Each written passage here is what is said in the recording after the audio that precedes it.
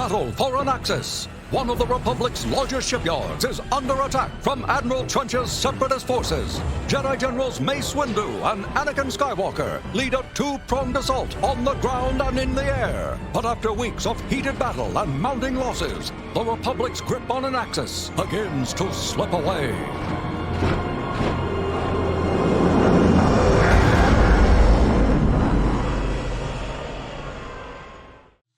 Welcome back, everyone. It's Charlie. This is going to be my Star Wars The Clone Wars Season 7 Episode 1 video. Clone Wars is saved. Everyone give your biggest hello there because they're all back. So we'll break everything down. If you're new to the channel, be sure to subscribe to get all the videos. There's going to be 12 episodes total in Season 7.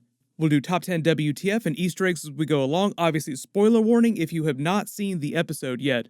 Starting with number 10, the origin of the episode. So The Bad Batch, this episode, was originally planned to be the first episode of Season 7 way back when they were still making Season 6. They had to stop production halfway through because Disney canceled the Clone Wars when they bought Lucasfilm and Star Wars from George Lucas back in 2012.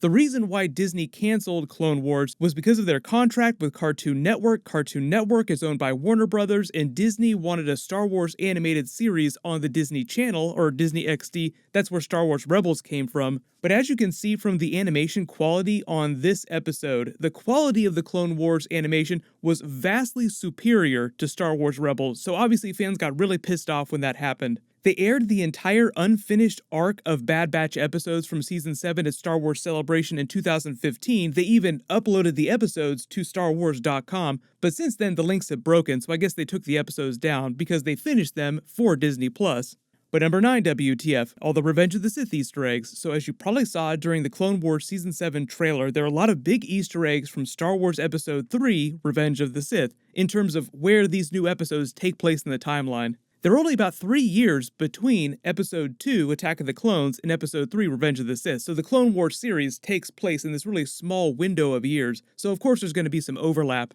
Really good example of this is where you see the Clone Wars Season 7 trailer scene with Anakin talking to a hologram of Padme, who is super pregnant, and unless he's just super dumb, which he's not, in this scene he probably knows she's pregnant with Luke and Leia. But Anakin Skywalker didn't find out that Padme was pregnant until he returned from killing Count Dooku and saving Emperor Palpatine from General Grievous's ship at the beginning of Revenge of the Sith. So as you probably guessed, the Clone Wars Season 7 episodes that do overlap with the events of Revenge of the Sith won't break the pre-existing continuity established by the movies, but you will see some scenes from Revenge of the Sith happening during the Clone Wars episodes. Really good example of this is Order 66, because the main stars of the Clone Wars, in addition to Ahsoka, Anakin Skywalker, Obi-Wan Kenobi, Darth Maul, are the clones themselves, like Rex and Cody during this Episode 1. So the new Clone Wars episodes are just going to add a lot more context for what was going on and why things happened during Revenge of the Sith. It's the same way that the plot of Star Wars Rogue One makes Star Wars Episode 4 A New Hope better after the fact. Like, why did the Death Star have this weird critical weakness built into it? Seems like a pretty big design flaw for something so expensive and complex. Oh no, it was because he did it on purpose during Rogue One as a way to sabotage the Empire from within. Now it makes more sense. So that's kind of what they're doing with these new Revenge of the Sith Clone Wars Season 7 episodes. So number 8 WTF. Where is Ahsoka Tano? Why isn't she with the Jedi? If you haven't watched the Clone Wars in a long time, Ahsoka Tano became really disillusioned with the Jedi and eventually turned in her Padawan braid to Anakin, her master, Anakin Skywalker, leaving the Order officially. She obviously comes back during the Season 7 trailer. This is meant to be the culmination of her arc during this part of her life, but all that stuff is happening during the Siege of Mandalore. That's happening later this season, so Ahsoka is really big this season. But she also shows up earlier in the season, going down to level 1313 on Coruscant to meet someone. Yes, a lot of you will remember that Ahsoka did show up later in the timeline as a much older version of the character after the events of Return of the Jedi during the Star Wars Rebels post-credit scene. She and the Mandalorian, Sabine Wren, were going to the unknown regions to look for Ezra Bridger, who had disappeared earlier in the series before this huge time jump.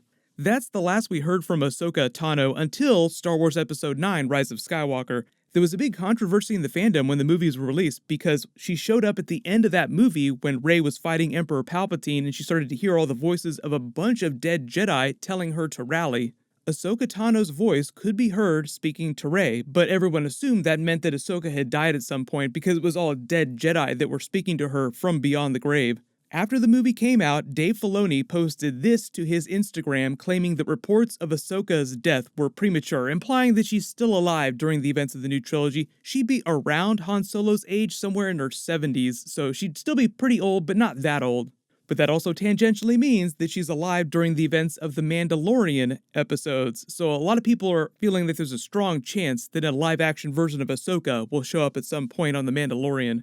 Number 7 WTF, The Mandalorian and Clone Wars crossover Easter eggs. So when The Mandalorian Season 1 episodes were airing back in December, Jon Favreau and Dave Filoni explained that some of the events referenced during The Mandalorian episodes from The Mandalorian main characters' past would be featured during the Clone Wars Season 7 episodes. One of the big things was the Siege of Mandalore, which is obviously all this Ahsoka Tano versus Darth Maul stuff that's happening during the trailer. That also includes the Great Purge and the Mandalorian being rescued by the Death Watch Mandalorians from Clone Wars and taken back to Mandalore to train to become a Mandalorian himself.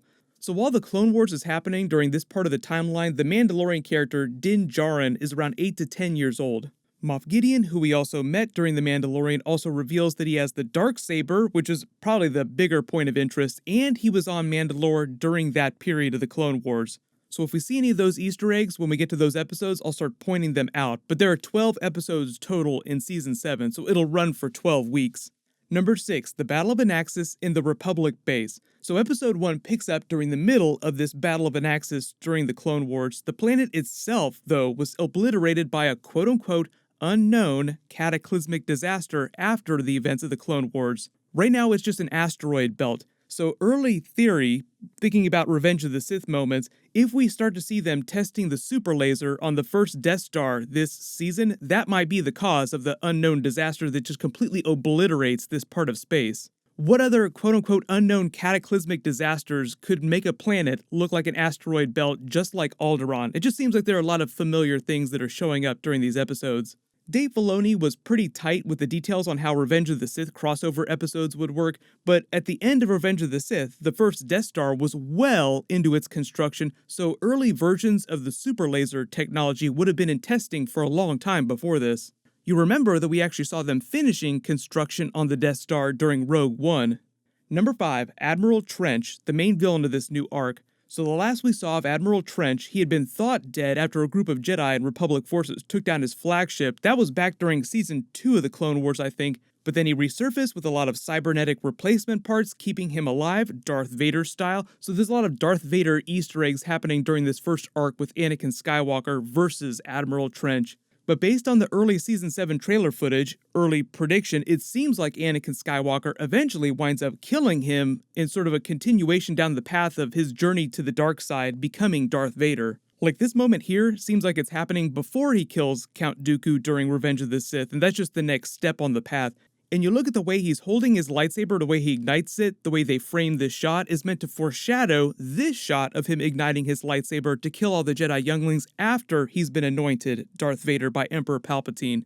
Number 4 WTF, Captain Rex, Cody in Order 66. So Rex and Cody, obviously big characters during this arc, but we know that Rex survives to grow old and shows up on Star Wars Rebels. Cody, we last saw during Revenge of the Sith, firing on Obi-Wan Kenobi after Emperor Palpatine activated Order 66. That triggered all the clones' biochips, overriding their higher brain functions, forcing them to kill all the Jedi in the area wherever they were during the war. So we know the tragic story of where Cody is headed this season, but the reason why Rex didn't rebel against the Jedi, we know, is because he was able to remove his biochip, so when Order 66 happened, he didn't turn on the Jedi and was able to escape. Part of this new Bad Batch arc of episodes is also the revelation that their former squad mate, Echo, is still alive and being used by the Separatists. Echo was one of the first clones who started to realize the truth about Order 66 and how they were all secretly being programmed to kill the Jedi. Number 3 WTF, welcome back Echo. So during the episode, Rex and Cody hear a transmission from Skako Minor. The voice sounds like Echo's and it's only repeating the line CT-1409, which was Echo's call sign. So part of the rest of this Bad Batch arc of episodes will probably deal with them trying to rescue him from the Separatists. He's currently being held on Skako Minor by the Techno Union, these characters. Based on the events of Episode 1, it's believed that the Separatists have somehow hacked his brain and are using it to discern the Republic battle plans and secret techniques. Rex and Cody found out during the episode because the Separatists are anticipating moves that only Echo could have known, so they just feel like he's still alive, and obviously they confirmed that at the end of the episode. But number 2 WTF, the Bad Batch, Clone Force 99, fighting scenes and their abilities. So the actual Bad Batch squad is made up of enhanced clones with special abilities and mutations that regular clones don't have. They give them special abilities, but they also make them look very different from your regular clones. The design of the Hunter character seems like he's modeled after Rambo, just the way he wears that red bandana. He has enhanced senses, so he can track almost anything. He can even sense special electromagnetic wave patterns from great distances. Crosshair obviously has enhanced marksmanship, sniper abilities. Wrecker has enhanced strength, really enhanced strength. And the Tech character has these crazy enhanced brain functions, which just turn him into this sort of human battle computer savant. They take down an entire squadron of battle droids to just show you how badass they are, but obviously when the platoon shows up, they're like, no, we can't handle an entire platoon by ourselves. In number 1 WTF, The Mandalorian, Darth Vader, and Baby Yoda. So as part of the Clone Wars Season 7 starting, Star Wars rolled out all these emojis on social media, pretty standard, but there's one secret emoji for a mystery character that's supposed to reveal itself later this season. So everyone just heard secret character special emoji showing up later this season, and everyone's wondering if it means Baby Yoda will be referenced somehow during the episodes, because he's only a few years younger than Anakin Skywalker during the events of Clone Wars. Or if maybe the secret character is the Mandalorian himself, Din Djarin, or more likely I think it'll be a Darth Vader tag that they'll create after Anakin Skywalker is maybe anointed Darth Vader by Emperor Palpatine during the events of Revenge of the Sith, when those events sort of cross over with the Clone Wars episodes. There will still be Mandalorian episode points of crossover, but I think it's more likely that all the promo stuff that they're rolling out is specific to the main characters of the Clone Wars like Anakin Skywalker, Ahsoka Tano, Obi-Wan Kenobi. Let me know if you spotted any other big Easter eggs during the episode that I didn't mention in the video. Episode 2 will air next week. My video will post next Friday just like normal. So click here for all my Mandalorian Season 2 teaser videos, and click here for my new Spider-Man 4 Marvel special announcement video. Thank you so much for watching. Everyone stay awesome. This is the way.